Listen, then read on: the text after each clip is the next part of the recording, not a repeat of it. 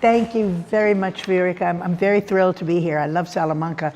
I was here for another conference we did about, I don't know, a long time ago. But 19 years ago. 19 years, oh my goodness. But I'm very thrilled to be back, and because I especially love Spain. I'll say, I'm very honored to be invited to do this. I'll say something about how this paper, because it's a little different from what I usually do, came to be written. I was asked to give the Little Gidding lecture in England for the Eliot Summer School at Little Gidding, which is the site of the famous four quartets. And I'm not such a fan of the four quartets. It's not really my kind of poetry so much, the late Eliot. I'm not so interested in the relation of time to eternity in that poem and the various themes. But when I started rereading it, I just thought it was so wonderful, so much better than most of what we read. And I wanted to try to understand what made it so special. And I started looking very closely, and that's what we're going to do today, at the first 20 lines or so. And then I'm going to relate that to concrete poetry and later poetry. So it's more about a technique. So bear with me. You're going to think it's very specific, but bear with me, and I think you'll see it that way. Now, can people in the back see? Because it's very important to see the text. Can you see it all? Yes? Okay, I hope so. And I have a little epigraph from Ian Hamilton Finlay, the Scottish poet, the great concrete poetry, that of which we cannot speak, we must construct.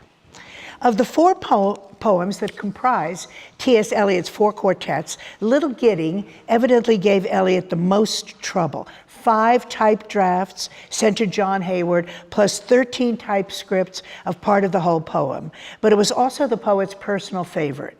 The astonishingly rich commentary by Christopher Ricks and Jim McHugh in their recent edition of the poems of T.S. Eliot, and that's an incredible volume. I don't know if you have it or have seen it. This fat volume, it gives you really everything you need to know. Charts the difficulties and revisions at each stage of the writing process, which took place in wartime London in 1941 to 42. In the 75 years since the publication of four quartets, much has been written on Eliot's choice of the quartet form for his final long poem. So critics ask things like, in what way are the 4 5-part poems like musical quartets, since they're called four quartets? The idea of the whole sequence emerged gradually.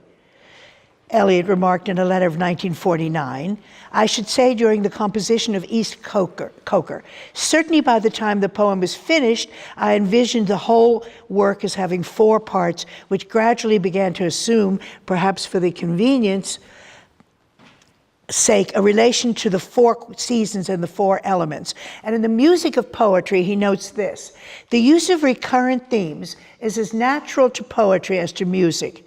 There are possibilities for verse which bear some analogy to the development of a theme by different groups of instruments. There are possibilities of transitions in a poem comparable to the different movements of a symphony or a quartet. There are possibilities of contrapuntal arrangements of subject matter. But he was cautious about the analogy. In a letter of 1946, Eliot insisted, this second quote there's no suggestion that my 4 quartets are intended for 4 voices, or indeed for any voice except the author's, as most lyrical poetry is. As soon as the author has a different voice in mind than his own, the poem becomes to that extent dramatic. I mean simply chamber music with distinct themes and movements. So although Eliot later told interviewers that he had particularly in mind the late quartets of Beethoven, and that he wanted to get into his poetry the sense of reconciliation and relief after immense suffering that he admired in these quartets, there wasn't, as he told his brother Henry, that much of a parallel. Now, others, notably Hugh Kenner and David Moody, the critic David Moody, have suggested that the string quartets most in Eliot's mind were Bartók's number 2 to 6. Whether that's true or not, who knows? Moody refers to Bartók number 4 and cites the composers observing that the slow movement forms the kernel of the work. The other movements are stratified around it. The first, there are a couple of seats here for people who came in late. The first and fifth movement providing the external layer, and the second and fourth the internal layer. Kenner, in The Invisible Poet, gives us the following outline. This is from Hugh Kenner. The first movement of each quartet introduces a diversity of themes. The second presents first poetically and then with less traditional circumscription the same area of experience. The third gathers up the central vision of the poem while meditating dispersively on themes of death. The fourth is a brief lyric. The fifth, the didactic and lyric culmination concerning itself partly with language. Now, numerous other formalities resemble in function those conventions of musical structure that distinguish a quartet from an improvisation. The poems concern themselves in turn with early summer, late summer, autumn, and winter, or with air, earth, water, and fire. The four elements of Heraclitus' flux. Their brief fourth movement celebrates successively the unmoved mover, the redeeming sun, the virgin, and the Holy Ghost. And each poem is named after some obscure place where the poet's personal history or that of his family makes contact with a more general past. And Grover Smith goes so far as to label the five movements as Allegro, Andante, Minuet, Scherzo, and Rondo. Now, it was Helen Gardner who first called our attention to the verse form of the quartets.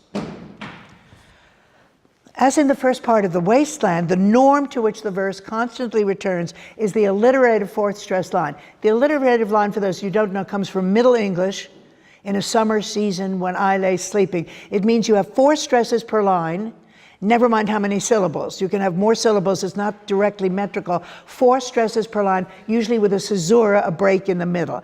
Da, da, da, da, da, break, da, da, da, da, da, like that. So that's really Eliot's basic line. Time present and time past are both perhaps present in time future. So you notice the second line is much longer than the first, but they have those four basic stresses. And Helen Gardner notes there are variations on this pattern, ranging from 3 to 6 stress lines. I have found as many as 8 in places. The verse has extraordinary fluidity, although it's also highly formalized. The 4 strong stresses prominently placed on key syllables. The colloquialisms and racy speech fragments of The Wasteland are not quite gone. Like Kenna, Gardner emphasizes the musical analog of the verse. The first movement, she says, contains statement, counterstatement, 2 contrasted and related themes, like the first and second subjects of movement in a sonata form. So this is what criticism has usually done with the poem. In Little Gidding, which she calls the most brilliantly musical of the 4 poems, the third paragraph is a development of the first 2, weaving together phrases taken up from both in a kind of counterpointing. Now, such commentary, as illuminating as it is, leaves much to be said about the poem's sound patterning. For the analysis of the 5-part form of each quartet, what we might call the poem's macro structure, cannot account for what it is that makes the language of the quartets so memorable. Now, even the discursive movements, after all, have provided phrases that have become part of our literary vocabulary. Many of them have become titles of novels or movies, all kinds of things. In Little Gidding, you have striking phrases as the parched, eviscerate soil, or a familiar compound ghost, the spirit unappeased and peregrine. You just remember those phrases. To purify the dialect of the tribe became very famous. The conscious impotence of rage. To summon the specter of the rose, and so on. And it's amazing how these have been used for titles. The specter of the rose. All these things have become, part of the vocabulary. For novelists and essayists, the 4 quartets has become a gold mine, yielding book and chapter titles. Now, to account for the continuing resonance of such individual phrasing in the 4 quartets, we must, I propose, look more fully than we have at the poem's microstructure. It's not enough to talk about the relationship of the discursive to lyric sections, or even to analyze the shift from alliterative line to iambic tercets, as in the Ghost passage later on, with its allusion to Dante and terza rima. Rather, we might consider the poem's material form. The sonic and visual structure, and this meeting here in Salamanca is word and image, and visual structure of word, syllable, morpheme, phoneme, and letter within the individual line or section, as well as the etymological wordplay in which Eliot excels. For it's not, after all, the Pentecostal theme or the Dante's descent into the underworld and meeting the composite dead master that makes Little Gidding what it is, but rather the poet's words and lines. The common word, exact without vulgarity, the formal word, precise but not pedantic, the complete consort dancing together. Indeed, in Eliot's case, the choice of genre, that is whether it's an elegy, ode, pastoral, dramatic monologue, and now quartet, or verse form, sonnet, villanelle, terza rima, quatrain, free verse, is never as important and telling as is the poet's eye and ear, or what Duchamp, somebody Eliot wouldn't have liked, but that he has actually been linked with, called the inframince or the infra-thin. I talked yesterday in Madrid a little bit, I talked about Duchamp, but not so much this concept of the infra-thin. The infra-thin, the smallest, almost subliminal differences that give a particular poetic passage its very particular texture. Tables, Duchamp reminds us, is not the same thing as table. The S makes a difference, the plural makes a difference. Indeed, the infra-thin separation is working at its maximum, writes Duchamp's great expositor Thierry de Duve, when it distinguishes the same from the same. And that interested me a lot, because it's Wittgenstein who said, but isn't the same at least the same? But it isn't, you know it isn't. And William Gass has written brilliantly on this. If you have a clock and you go tick-tock, tick-tock, tick-tock, tick-tock, by the time you go on, the talk changes in nature because the context changes. It doesn't remain the same. And after all, that's what poetry is, very subtle difference and repetition within a particular structure.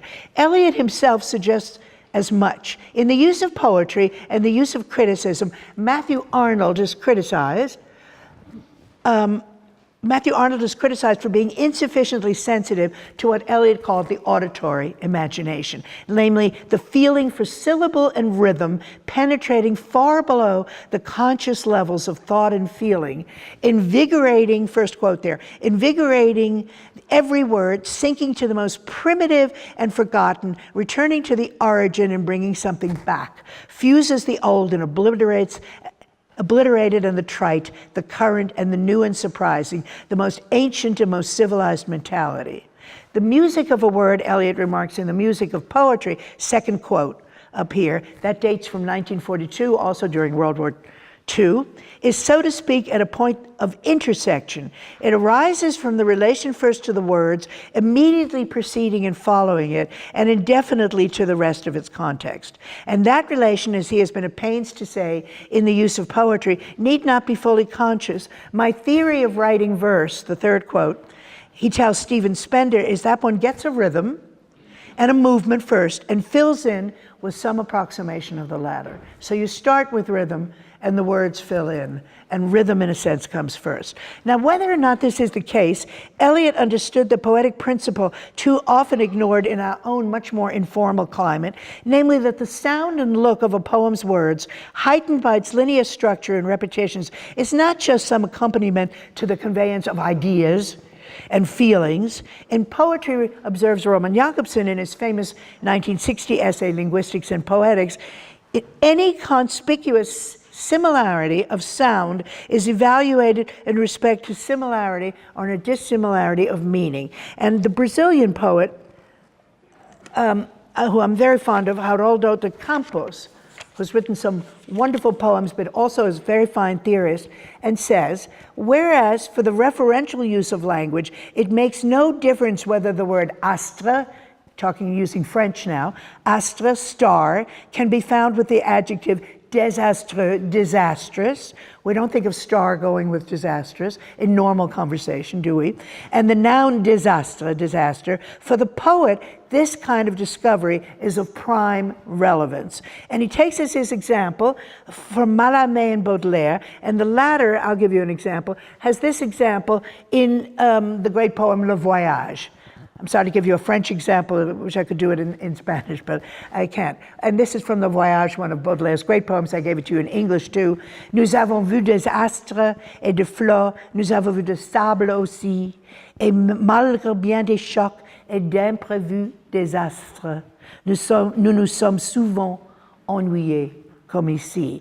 Now here, astres, stars, and disaster, disasters, are presented as alternatives, neither the exotic and beautiful vistas encountered on the poet's journey, nor its shocks and unforeseen disasters can overcome the terrible ennui of modern life. But the noun désastre comes from combining the negative de, that's all that is, de, not, with astron, Greek for star. The reference, in other words, is to the negative role of stars, to that which is ill-starred, a term Shakespeare uses a lot, ill-starred. So in fact, astre and désastre, nouns unrelated in ordinary discourse, are part of the same complex. The choice is not between beautiful nature and human disaster, but between a natural world that has its own laws and the ennui of the human spirit. And Baudelaire was surely aware of this irony. Or we could also take an example from Eliot. This is the love song of Alfred Prufrock, a couplet I just love, so great, of restless nights in one-night cheap hotels and sawdust restaurants with oyster shells. Now that couplet is striking, even when read literally, what with its parodically sing-song iambic pentameter, its repetition of night, its replacement of the aphrodisiac oyster with mere oyster shells in the sawdust, its rhyming of hotels and shells, and repetition of the stinging ST and T phonemes, restless nights in one-night cheap hotels. But the conjunction restless restaurant is not only sonic, the word restaurant comes from the French verb restaurer, and to restore to a former state. So a restaurant was originally so named because it was a place where food would act as a restorative. Here, however, the opposite is the case.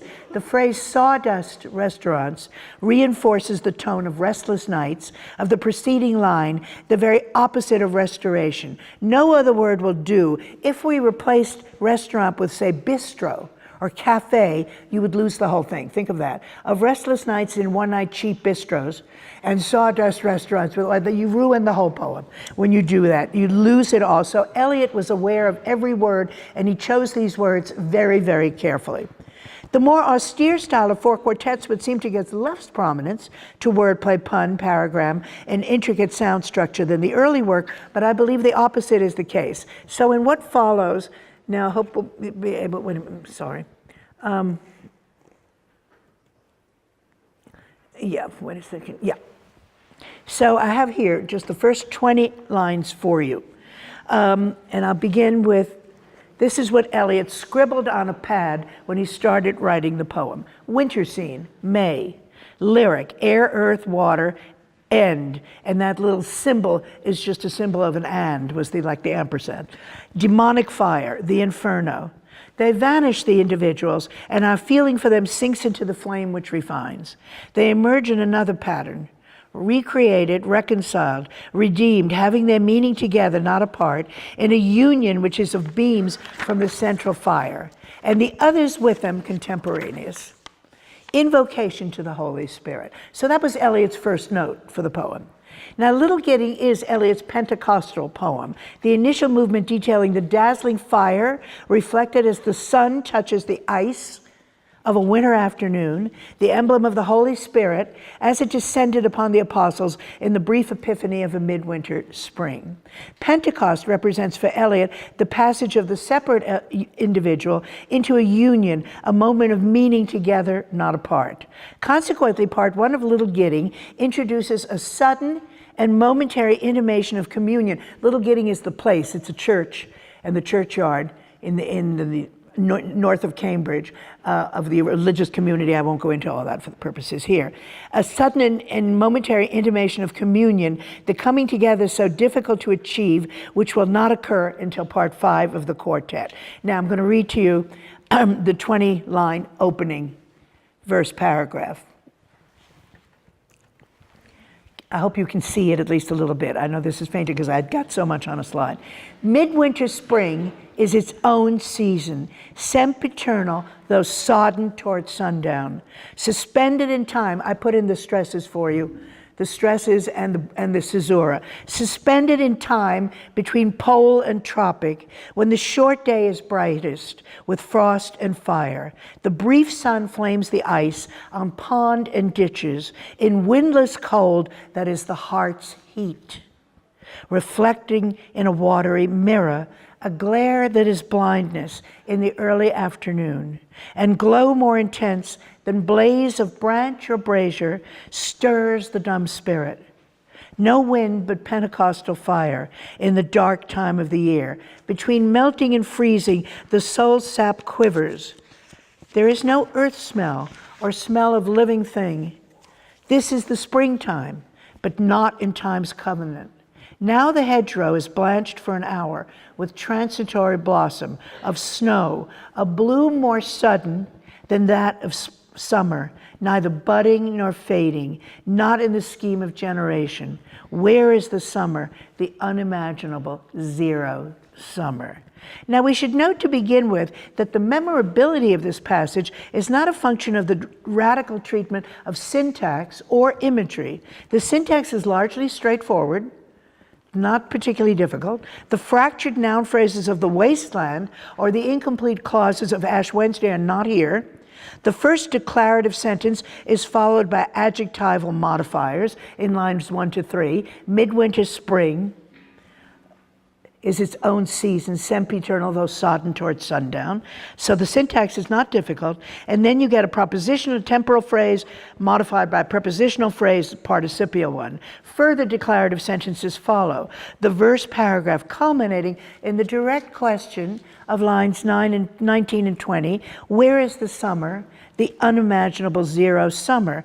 A question which, however urgent, is syntactically quite straightforward. I point this out because in the wasteland, you get all cut off phrases. You know, it's very fragmentary, and you don't get that here at all. In the same vein, Eliot's imagery in this part of Little Gidding comes unabashedly out of the English poetic tradition. You could use it on an exam almost. Among possible sources cited by Ricks and McHugh are Eliot's own Murder in the Cathedral, Spring is Come in Winter, Ice Along the Ditches, Mirror the Sunlight, John Donne's Valediction Forbidding Morning, and Cheat the Winter into Spring. Shelley's Triumph of Life, a cold glare intenser than the noon, but icy cold, obscured with blinding light. Donne is also a presiding presence in line 11, Christmas, that dark time of the year, echoes the sermon at St. Paul's, and the soul's sap quivers, recalls Donne's The world's whole sap is sunk from a nocturnal upon St. Lucy's Day. So the editors note that lines 13 to 14, this is the springtime. Also recall Robert Herrick's Give the Honor to This Day that sees December turn to May, the springtime of the year. The transitory blossom, neither budding nor fading, of lines 15 to 17, and I put the line numbers there for you so you can see it a little more readily, may allude to Arthur Clough's budding, unfolding, and falling, decaying and flowering ever, the transient blossom of knowledge, and so on. The governing trope, midwinter spring paradox, midwinter spring, in any case, is firmly rooted in poetic tradition. Like our own conceptual poets, Eliot appropriates images and metaphors, rearranging and adapting them to suit his own purpose. So there's nothing very original about the imagery here. The syntax is straightforward. The distinction and authority of the quartet's opening are not then dependent on syntactic indeterminacy, as in Pound's cantos, or on the invention of striking images and concrete particulars, as in the case, say, of Eliot's contemporary Marion Moore, where the images are much more original in a way, you know, and striking.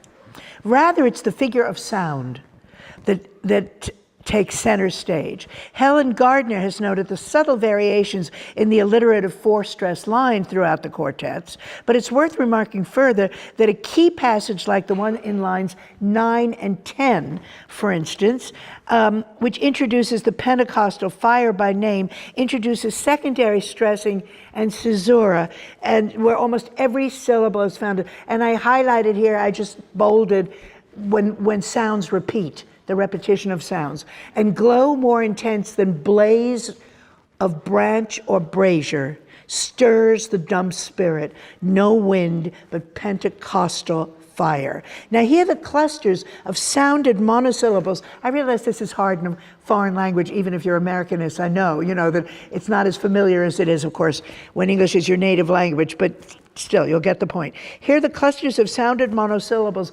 culminate in the flames in line 12 with its strong caesura and stress on 6 of its 10 syllables forces the reader to dwell on every word. In that next line, the soul's sap quivers. You can't say that quickly. The soul's sap quivers. Break, caesura, there is no earth smell. As the passage continues, caesurae become increasingly choppy, a more colloquial urgency created by choriams, not in the scheme, let me go back to it now, not in the scheme, and where is the summer, the poet's pressing question. But the passage's insistent rhythm is further heightened by secondary sound features, the network of phonic repetitions and paragrams. A paragram is a word inside a word, or a particle inside a word that has a slightly different meaning. So it's a form of pun, but not quite. To see what makes Eliot's verse so distinctive, we might begin with one of the earliest typescript drafts.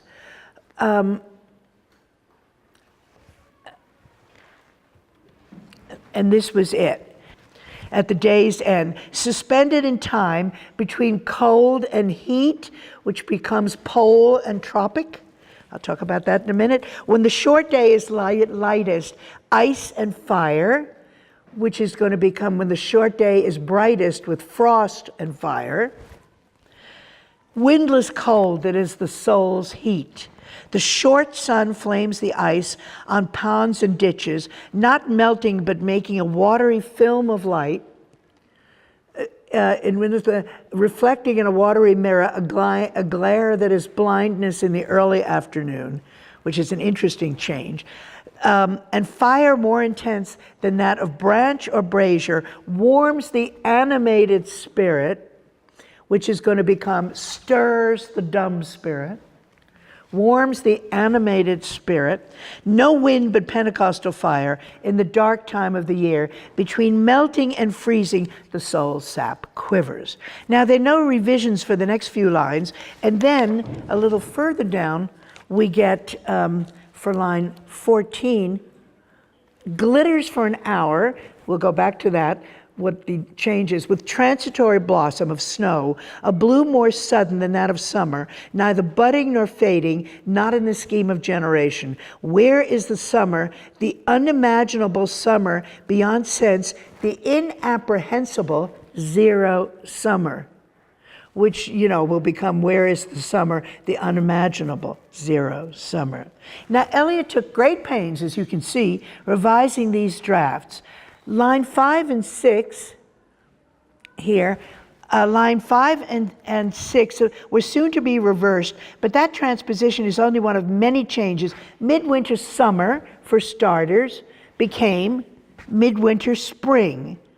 Midwinter summer is the more usual representation of the natural phenomenon in question, a freakishly hot day in the middle of winter. Or a freakish day like today, it's April, middle of winter. But Eliot evidently opted for spring, not only because spring is the season of resurrection, but also because his revised line, midwinter spring, is its own season with its 5 short I's, gives him almost an anagram on the title of the poem, Little Gidding. Now, Little Gidding has 3 I's, 2 L's, 2 T's, 2 G's, 2 D's, and an N. Line 1 spins variations on the pattern, midwinter spring is its own season. That can't be a coincidence because it's almost like in a crossword puzzle, it just repeats the sounds completely, containing 4 of the same phonemes, I, D, T, and N. And further, spring and own constitute a near rhyme with season echoing own. Everything coalesces and comes together for a brief revelatory moment. The prepositional phrase at the day's end in line 2 is still present in the first draft sent to John Hayward. This is at the day's, sodden at the day's end. Close to the final version. At the day's end is bland and wordy. Ezra Pound would probably have crossed it out. When you study the Wasteland manuscripts and you see the things that Eliot crossed out, it's always wonderful. For instance, perhaps in the game of chess in the Wasteland, where we get perhaps a closed car at 4, and Pound crossed out the word perhaps and put damn perhapsy, either you know or you don't know. You're the poet. What do you mean, perhaps? Why perhaps? And that's the kind of thing. At the day's end really doesn't add anything here. So we get this strange phrase, sempiternal, though trodden by, the archaicizing version of always eternal, sempiternal, that's an archaism. Not only introduces the harsh voiceless stop P that leads to suspended right beneath it in the next line, but it also carries on the short I of midwinter spring. It carries, moreover, the paragram pit, sempiternal, anticipating the cold friction of expiring sense and the conscious impotence of rage. You can play around with this yourself, but you could make a whole poem out of pit, impotence of rage, and so on, which carries the meaning, to be evoked in part 2 of Little Gidding. The down of sundown reinforces this note. The two words sodden and sundown, moreover, are linked both by stress pattern and consonants. So you had originally here, sempiternal, though sodden at the day's end, and it becomes sodden toward sundown. The words sound almost the same, even though they're different parts of speech, and they have no semantic or etymological relationship. Then to towards gives us a visual, if not a sounded echo, of the D and S of the neighbors, affecting a kind of overdetermination, as in nonsense verse, say of Edward Lear, of whom Eliot was very fond. So we see then that although at the day's end and sundown mean pretty much the same thing, the revision of line 2 adds an important dimension, a sound dimension, not really a semantic dimension because it means the same thing. In a similar vein, in line 3, the familiar pair of oppositional cold and heat, and that becomes between pole and tropic, in which the extremes of temperature, rendered more graphically than in cold and heat, are transferred to the sound visual level, again, by the mirroring of OPPO, cold and tropic has the short I pointing back to line 1. So it has a music of its own, never mind the quartet form or which composer it's like, because poetry has its own music, not so much relating to real music. Again, tropic contains the short I, say, pointing back. In line 4, when the short day is lightest, ice and fire, this makes me think of Robert Frost, Fire and Ice or whatever. Lightest is replaced by the more emphatic brightest, and ice and fire, which is such a familiar antithetical couple, and I think right away of Robert Frost, Fire and Ice, some think the world will end in fire, some in ice, so familiar, becomes the alliterative frost and fire. He changed it to frost and fire. The sun that flames the ice on pond and ditches is originally short. In the revision, short is replaced by brief, which echoing brightest in the F of frost and fire. And in a notable revision, line 6, which was windless cold, that is the soul's heat, becomes in windless cold, that is the heart's heat, that is the heart's heat. Now that line, which gave me title for the way I first called it, the poem about a little Gidding about the heart's heat, is very important. The sensation of heat, Eliot decides, properly belongs not to the disembodied soul, but to the sentient heart. The two heavily stressed nouns, heart and heat, and they look practically the same, with one very slight change, are after all identical except for the single letter R. Now, whoever doubted it's implied that the heart is, so to speak, the hot seat. And in windless cold gives us two more short I's, reminding us that it is midwinter spring, but also with the switch to the O of pole and tropic, that it is bitter cold at Little Gidding. Windless and cold, moreover, mirror one another. The DI becomes the ID, the DL becomes the LD of cold. And sure enough, the next two lines reinforce the notion of mirroring. Read the four quartets and you'll see throughout that lines mirror each other and words mirror one another. And that's an effect you'll see later that a poet like Susan Howe, which I'm going to end with today, uses all the time. Mirror effects, where you can use phrases that mirror each other and create all kinds of visual effects that way. The watery film, it's an accurate description. The adjective windless picks up ILDM of Little Gidding, and reflecting in a watery mirror reprises the sounds above. In line 8, the glare, which is and revision from the original, light, that is blindness, is said to occur in the early afternoon. Early, again, is almost an anagram of glare, uniting the two hemistichs, and the GL here, as well as the next line, glow, takes us back to the key letters of Little Gidding. Now, line 10 begins dramatically with the strongly stressed monosyllable word stirs. Stirs the dumb spirit. In this context, stirs is synonymous with moves, arouses, but etymologically, the verb stirs means disturbs, from the German stören. The verb warms in the original draft has no such connotation.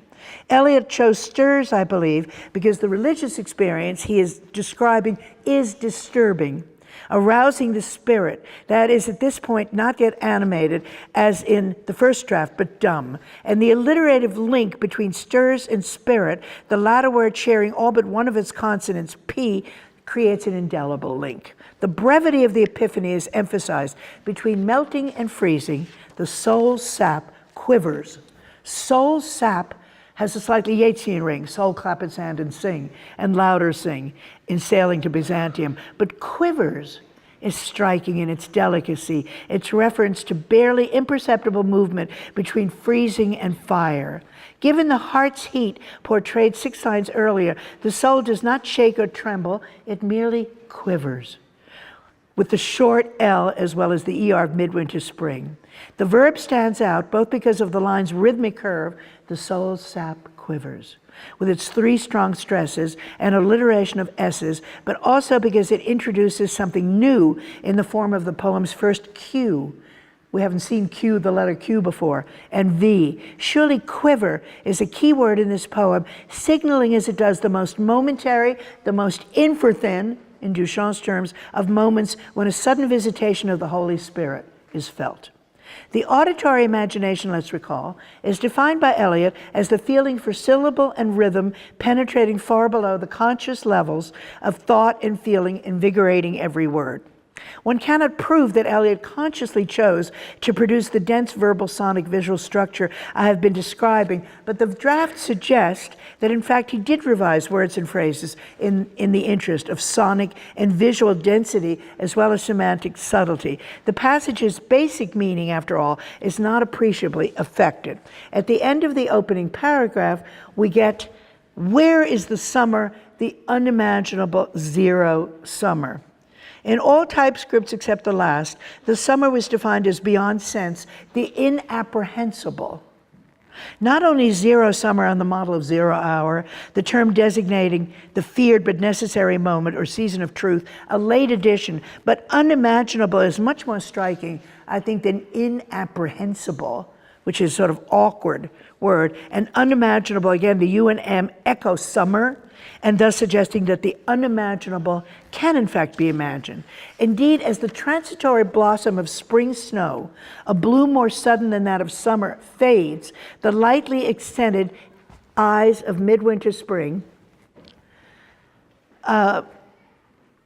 give way to the letter U, so prominent in the last 5 lines. Summer used 3 times as allowed to sudden, budding, and unimaginable. In all these instances, U is phonemically a schwa. A schwa is the most common sound in English, Schwa is summer, that second syllable, designated in linguistics as schwa, and hence only lightly sounded, but visually the chiming of U's creates a darker image. The heart's heat, it would seem, has frozen into 0, and more important, note how imperceptibly the verse paragraph has moved from midwinter spring in the first line to 0 summer in its last, suggesting the inexorable passage of time within the very moment when time seems frozen. It's very strange. You only realize when you come down to that, how come it's suddenly summer when it was just spring? When the stanza breaks, the low-key literalism of the next passage, if you came this way, taking the route you would be likely to take, that's in the next section of the poem, reminds the reader that something profound has taken place, but that at least for the moment, the visionary gleam, not, the poet has warned us, in the scheme of generation, has fled. Indeed, the loss of vision is to be enacted later in the quartet by the turn to abstract language, as in the ghost's disclosure of the gifts reserved for age, the mock terza rima passage, that according to Gardner gave Eliot more trouble than any other. But abstraction, I meant to show you these actual things. Okay. But abstraction is just as subject to verbivocovisual control as is the nature imagery of part 1. This is lines 137, 38, later in the quartet, that read, "At last the doubt of self and retrospection of all that you have been and done," and that becomes, "At last the rending pain of reenactment of all that you have done and been." Self-doubting, Eliot wrote John Hayward, is rather weak. And at first he wasn't satisfied with the word reenactment either, finding the composite noun unpleasing in its proximity to the word enchantment 6 lines earlier. First, the cold friction of expiring sense without enchantment, offering no promise. "I cannot," Eliot wrote to Hayward, his friend, "find any alternative for either enchantment or reenactment which does not entirely lose or alter meaning. Reenacting is weak as a substantive, and I want to preserve the association of an act, to take the part of oneself on a stage for oneself as the audience. As for of all that you have been and done," Eliot scolds himself, explaining, "Whatever was I thinking of to have been and done that read of all that you have done and been?" So that gets changed. Action, doing, is the embodiment of what one is.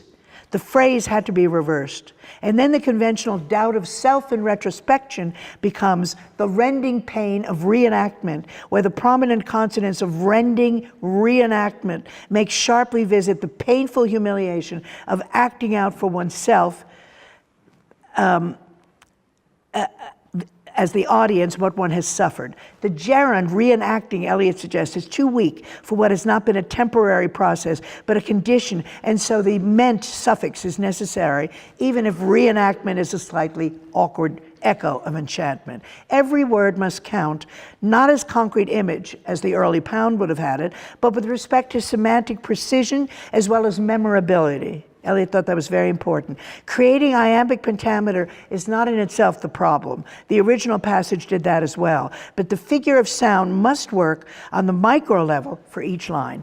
Thus, the rending pain of reenactment, the last of the gifts reserved for age, is itself a reenactment of first the cold friction of expiring sense, a line whose anagrammatic structuring has already been drawn the reader into the poet ghost's account of palpable pain.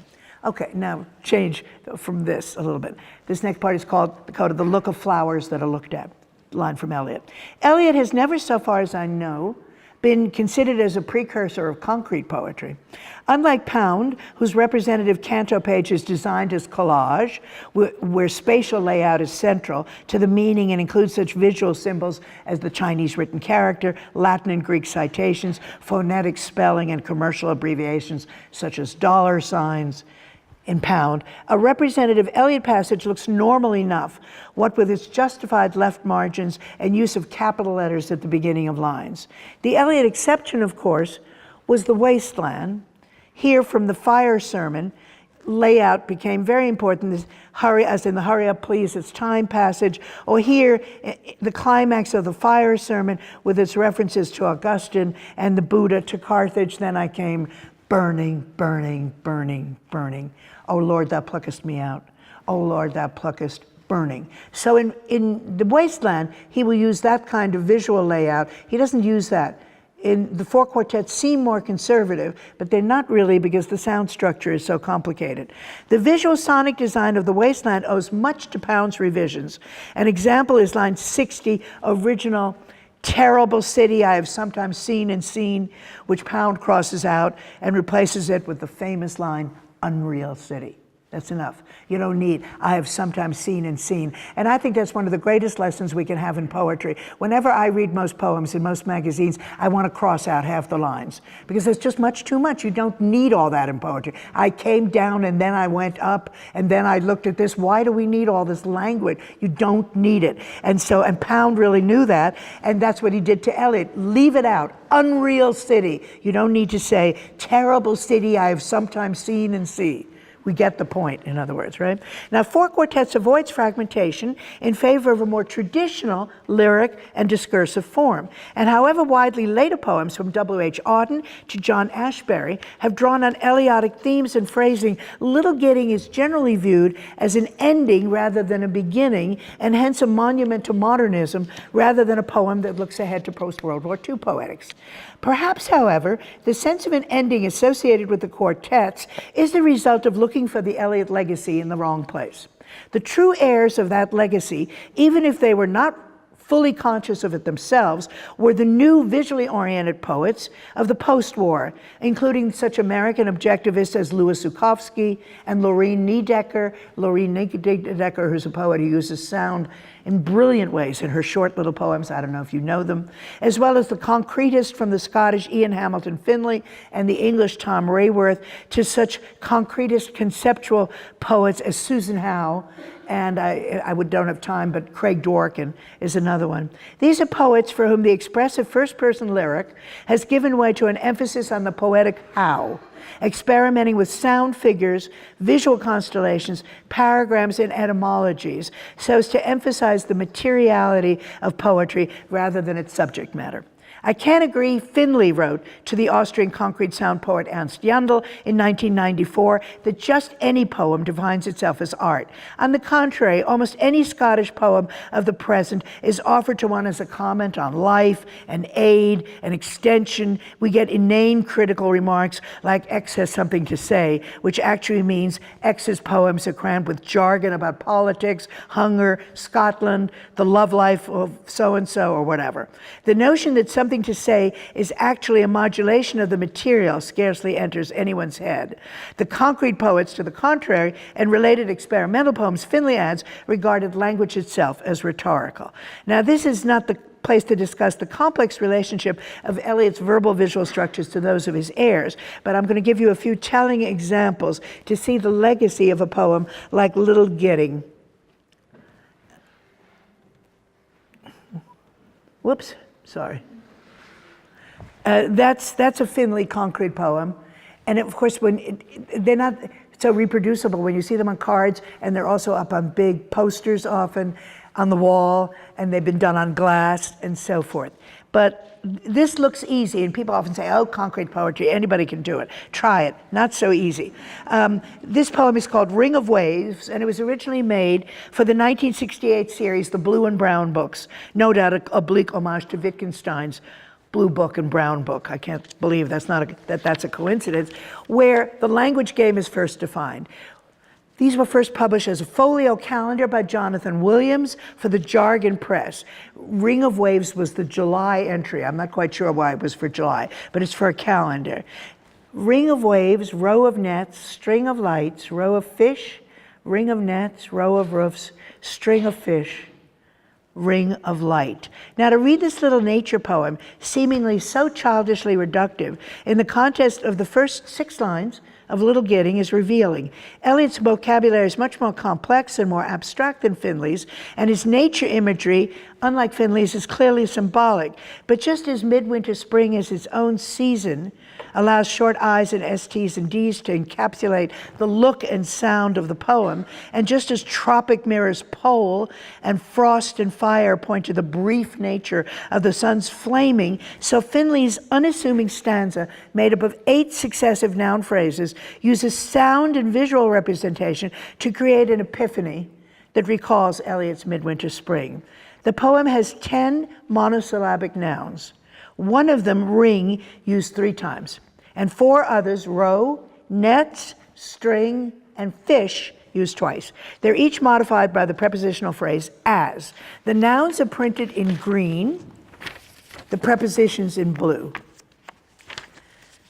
The ring of waves is followed by a row of nets, a string of lights, and so on. Now, when ring is preceded by the phoneme st to make string, you just add an st. Light accommodates grammatically by becoming lights. The st now mirrored by ts. But mirroring is only the beginning. What seems in this seascape so neatly coherent undergoes an odd clinomen, a kind of falling off. First, one would expect the instances of to form a vertical column. You would expect them to be in a row, but they're not. String having 6 letters throws the pattern off. The ring of waves becomes the ring of nets, and then a ring of light, even as the string of lights becomes a string of fish. But the parallelism breaks down. In line 6, where we might have expected to meet waves the second time, row of waves, we're presented oddly with the new noun roofs, row of roofs. No ring or string of these, suggesting that despite the parallelism of Finley's lines, the angle of vision is shifting, the moving boat. Now, he doesn't mention, you see, this is the thing, it's so condensed. He doesn't tell you here, I'm in a boat and the boat is moving and this is what you see. But you can figure out after a while what is otherwise a seascape, that the substitution of roofs, no ring or string of these, suggests that despite the parallelism of Finley's lines, the angle of vision is shifting. The moving boat, never mentioned by name, from which the items cataloged or seen, has evidently moved further out to sea, the waves now behind it. And so the harbor emerges as a row of roofs in the distance, with the ring of lights above and beyond it. The change that has occurred in the course of Finley's little poem is both spatial and temporal. Not only is the ring of lights further away, the nets have been filled with strings of fish. Thus, the journey out to sea has been completed, the original ring of waves crossed on the outbound trip, even as the row of roofs back on the shore merge and disappear, leaving the sailor with a vision of a ring of light. And the harbor lights merge with the stars in what is an unforeseen epiphany. And you have to look at this in the context of Finley's other poems, where he just does such amazing things, just with little words, started out that way, and then became more of a visual artist. And I don't know if you all know, then he moved into the garden, Little Sparta in Scotland, where all these signs become signage in the garden, and they're Roman things, and they're on columns, and the whole thing becomes part of a whole outdoor world. Oh, almost over. Okay, all right. Yeah, I'm sorry, we're almost out of time, so I'll just move fast. Anyway, there are variants on this, like this, then he did it this way. The sea's waves, which become the sea's waves, the waves' sheaves, the sea's naves, where land and sea explain places in a complex letrist kind of metaphor. We're running out of time, but I'll just show you a little bit of Susan Howe's latest book, Tom Tot. Tom Tot is basically the story of Rumpelstiltskin, where she has to weave straw into gold for 3 nights and so on. And that's a very different use of verbal material again, but she says she was very influenced by Eliot. And she has little fragments of things where you as the reader have to fill them in. Here's a sample page which has the margins cut off so that we have to rely on our own knowledge or guesswork to make sense of the narrative. From line 1 we surmise that, see the Ilkin territory, that must have been Mannequin, either with his life and then under his wife, or something with his wife. You have to fill in the story, and the whole thing becomes very ambiguous. The Count pleads, I think, and the dwarf so far modifies his bargain, but it's not at all clear, and she uses these things and cuts them off and makes various things. So since we're out of time, pretty much I'll just show you what some of these look like, and I know it's very small to see and hard to see from a distance, but what she does, in just brief, is she takes a familiar fairy tale, Tom Tot, Rumpelstiltskin, and she breaks it down into all kinds of verbal units and breaks and creates something else with it that has other themes, and the fairy tale plot comes to encompass any number of related stories and her own story in a way. And I'll just end with a passage from Depths. Somebody else I think here today is talking about depths from the end of the page, where we get something quite, there's edges underneath, half. You can't really even read it out loud because the things are so broken. And then she ends, this is in Depths, which is the book that won the Bollinger Prize this year, Electric Bulb. It's a manic condition, barbaric conceptions of another self, sawing away our finite future as we approach the laws which govern clutter, leaving it death to return no more, although fitfully visiting old haunts in the aid of metal, clay, gouache, glass, glue. From the electric bulb to metal, clay, gouache, glass, and glue. It is, Howe suggests, the clutter assembled with such ordinary tools that transforms the flax of our daily sightings and readings into the poetic gold of Rumpelstiltskin, Tom to Tot. And that flax, as Eliot understood so well, is not a reservoir of disembodied ideas, but a compound of the infrathin particles of language, verbal, visual, and oral, particles that come to constitute the gold of a given poem.